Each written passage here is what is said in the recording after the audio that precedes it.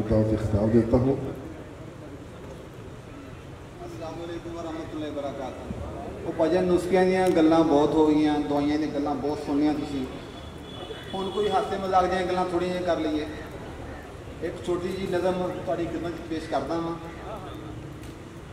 ऐ मेरे हम नशी चल कहीं और चल, इस चमन में हमारा गुजारा नहीं। बात और सर मैं छोटी छोटी करता हूँ, ये फैसलाबाद है। 8,000 और कुछ नहीं है।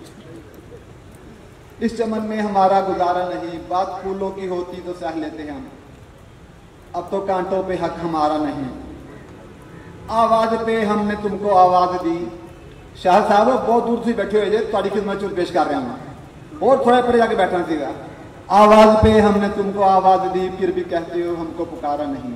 ऐ मेरे हम नशी चल कहीं और चल, इस चमन में हमारा गुजारा नहीं। बहुत मेहरबानी, शुक्रिया।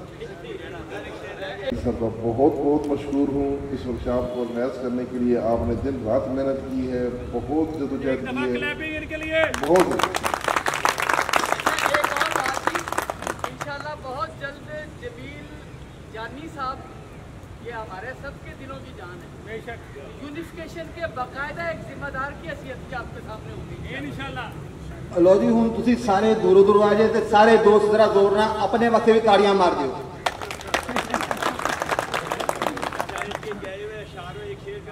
और